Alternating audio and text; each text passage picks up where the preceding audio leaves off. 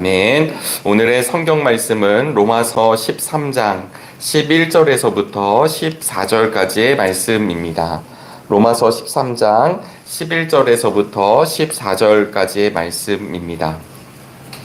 제가 가지고 있는 성경은 311쪽 즈음에 있습니다.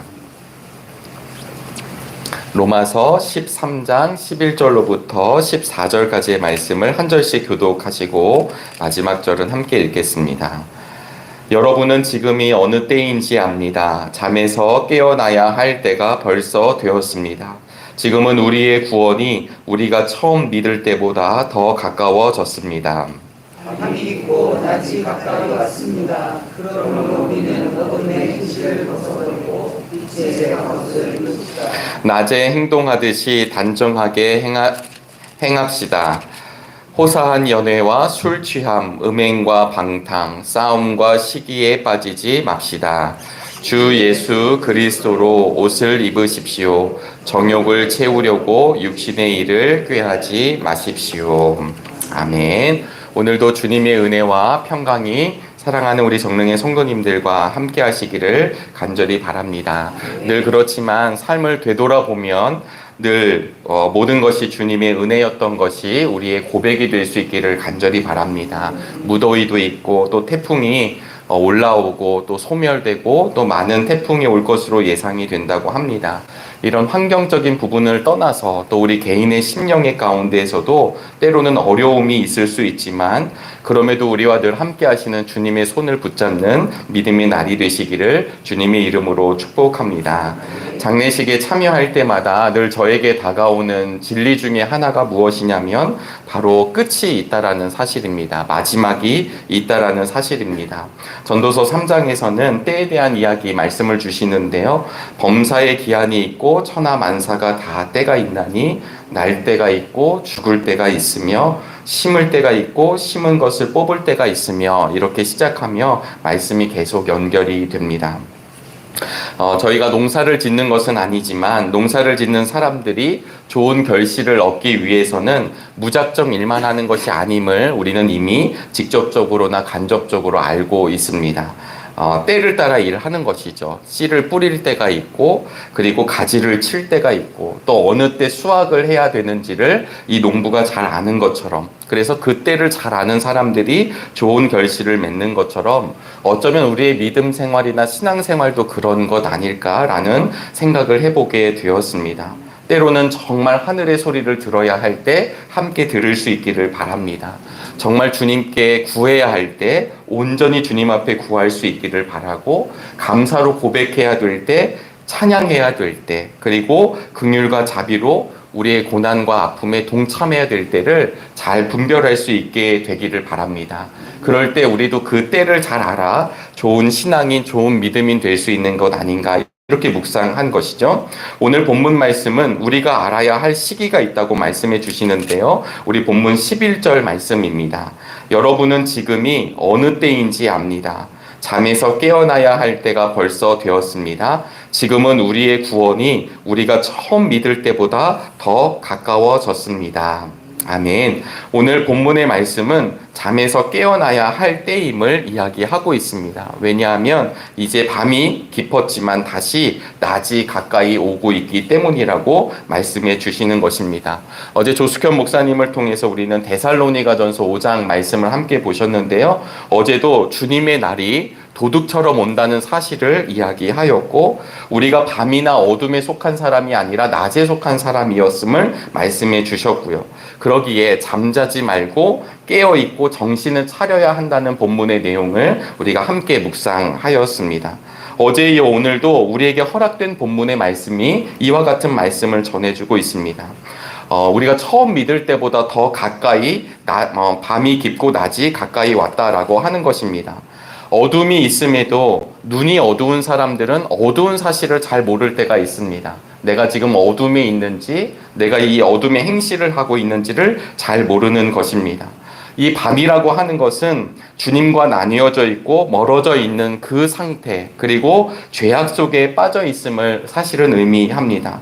그래서 이 밤은 절망의 현실이기도 합니다. 죽을 형편에 있는지도 모른 채 죽음 속에서 어둠 속에서 살아가는 것입니다. 제가 한창 대학교 다닐 때 크라잉 넛이라고 하는 밴드가 많이 활동했습니다. 지금도 하고 있습니다. 말 달리자, 밤이 깊었네라고 하는 노래를 부른 가수들입니다. 이 밤이 깊었네라고 하는 노래는 헤어진 여인을 위해서 쓴 노래인데요. 거기에 보면 첫 구절이 이렇게 시작합니다. 밤이 깊었네, 방황하며 춤을 추는 불빛들, 이 밤에 취해 술에 취해 흔들리고 있네요. 이렇게 하면서 이제 노래가 이렇게 락 노래가 시작이 됩니다. 물론 헤어진 여인을 향한 노래였겠지만 저는 이 밤을 잘 묘사하는 것 아닌가. 밤이 깊었다, 방황한다, 춤을 춘다, 술에 취한다, 이런 이제 표현들이 있는 것입니다. 낮과 밤은 정반대의 개념입니다. 낮에는 우리가 아무렇게나 행동하지 않는 것처럼 우리가 낮에는 내 마음대로 남들을 의식하지 못한 채 살아가는 것이 아니라 낮에는 함께 공존하고 있기 때문에 내가 정말 단정히 행동합니다. 그러나 밤은 어둠의 행실이 지배하는 상태입니다. 밤에는 내 마음대로, 내 본성대로, 죄의 본성이 이끄는 대로 살아가는 삶을 사실 의미하고 있습니다. 그러기에 오늘 사도 바울은 빛의 갑옷을 입고 단정하게 살아가는 삶을 우리에게 권면하고 있습니다. 왜냐하면 밤이었지만 밤은 지나가고 낮이 오기 때문입니다. 밤이 깊었다라고 하는 뜻에는 사실은 아침이 밝아온다라는 것도 의미하고 있습니다. 사실 밤은 아침을 예고하고 있다라는 사실을 오늘 본문을 통해 우리가 다시 한번 기억할 수 있게 되기를 바랍니다. 이게 한 밤이니까 그냥 밤으로 영원할 것이다. 그냥 우리는 밤의 상태에 놓여져 있으니까 밤 속에서 그냥 살아가야만 한다라고 때로는 생각할지 모릅니다. 그러나 밤이 깊었다라고 하는 것은 곧 새벽이 찾아오고 아침이 찾아온다는 것을 이야기하고 있습니다. 오늘 이 시대에 우리가 TV를 틀고 뉴스를 보면 어느 것 하나 마음에 드는 소식 듣기가 참 어렵습니다. 정치적으로도 그렇고 경제적으로도 그렇고 문화적으로도 도덕적으로 모든 면이 어두워짐을 이야기하고 있습니다. 여러분, 성경은 우리에게 죽음을 경험하고 죽음을 아는 것이 아니라 미리 하나님 나라에 대해서 말씀해 주고 계십니다.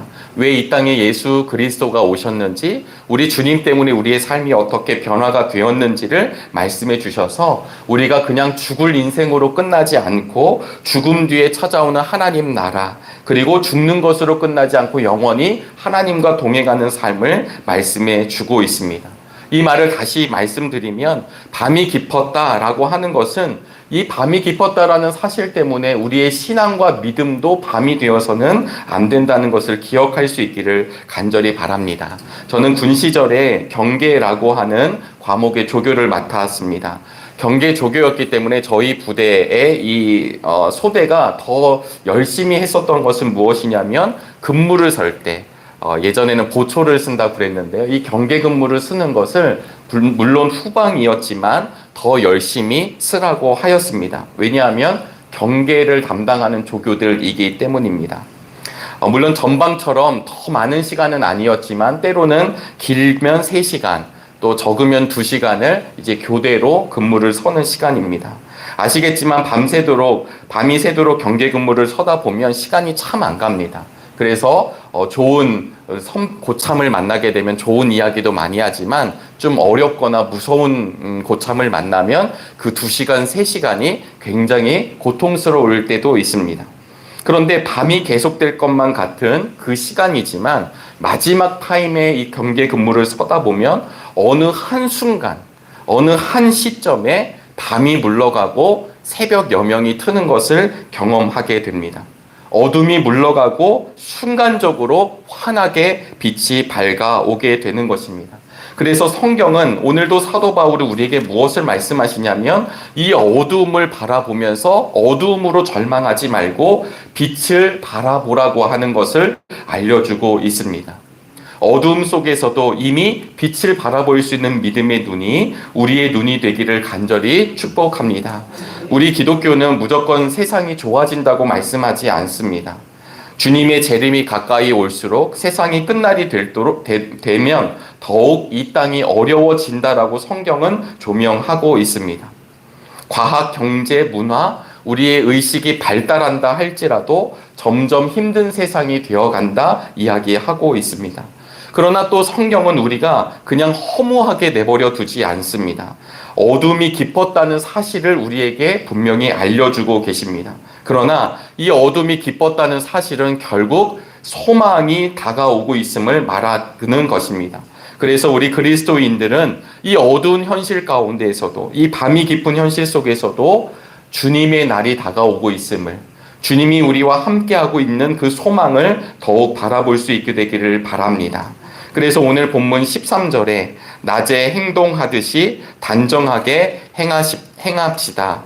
호사한 연애와 술 취함, 음행과 방탕, 싸움과 시기에 빠지지 맙시다. 아멘. 이렇게 고백하고 있습니다. 지금 말씀하고 있는 6가지는 사실은 밤의 행동들이겠죠.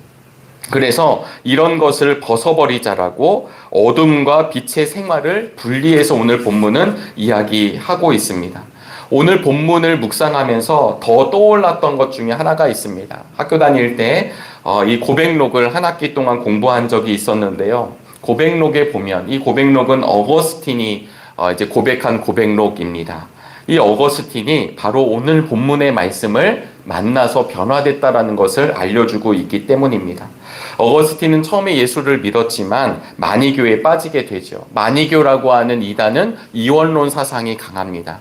육체가 굉장히 부정한 것이다. 그러니까 이 육체가 부정한 것이니까 마음대로 해도 된다라고 하는 개념으로 넘어가게 되는데요. 이때 이 어거스틴이 이 육신의 방탕함을 일삼게 됩니다.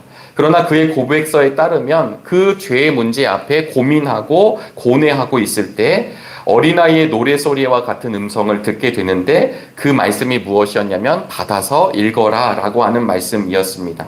그때 그가 가지고 있던 성경책을 어거스틴이 펴게 되는데요. 그 본문이 바로 오늘 우리가 읽은 본문의 말씀 13절, 14절의 말씀입니다. 제가 개역개정 성경으로 다시 한번 읽어보겠습니다. 낮에와 같이 단정히 행하고 방탕하거나 술 취하지 말며 음란하거나 호색하지 말며 다투거나 시기하지 말고 오직 주 예수 그리스도로 옷 입고 정욕을 위하여 육신의 일을 도모하지 말라. 아멘. 이 말씀을 읽은 어거스틴은 가슴이 뜨거워졌고 이 말씀 앞에 엎드려졌습니다. 그동안 끊어야 될 줄 알면서도 끊지 못했던 자신의 행위들을 그 이후로 끊게 되고 주님의 사람으로 나아가게 되었습니다. 그래서 우리는 어거스틴을 성 어거스티나 이렇게 부릅니다. 사랑하는 여러분, 지금 우리가 어둠의 시대를 살아가고 있지만 주님의 날을 생각하며 낮에와 같이 단정히 행하는 우리 믿음의 성도들이 되시기를 주님의 이름으로 축복합니다. 이 6가지의 일들, 술 취하고 음행하고 방탕하고 싸움하고 시기하는 일들, 이 일들에 우리의 삶이 빼앗기지 않게 되기를 간절히 바랍니다. 그래서 오늘 사도 바울은 빛의 갑옷을 입자라고 말하고 주 예수 그리스도로 옷을 입어야 함을 말씀하고 있습니다. 여러분 이미 경험하시고 느끼셨겠지만 빛의 갑옷은 이 갑옷이라는 말 자체가 군사적인 용어입니다. 우리가 이 일을 걸어가기 위해서는 주님의 옷을 입어야 하는데 이 주님의 옷을 입음으로 정진해야 됨을 분명하게 이야기하고 있습니다. 영적으로 우리를 혼란하게 하는 일들이 분명히 이루어집니다. 영적 싸움이 날마다 진행되고 있습니다. 그러할 때 예수 그리스도의 옷을 입고 나아가시게 되기를 주님의 이름으로 축복합니다. 이 예수님으로 옷을 입는다는 표현은 어쩌면 이렇게 해석할 수 있지 않을까 싶습니다. 바로 예수님처럼 그 길을 걸어가는 것입니다. 아무리 시대가 악하다 할지라도, 아무리 우리 시대가 어둠이다 할지라도 지금도 우리 주님께서는 예수 그리스도의 옷을 입은 하나님의 사람들을 통해 하나님의 일을 이루어 가십니다. 오늘 우리의 삶이 그분의 도구로 통로로 동참되기를 간절히 바랍니다.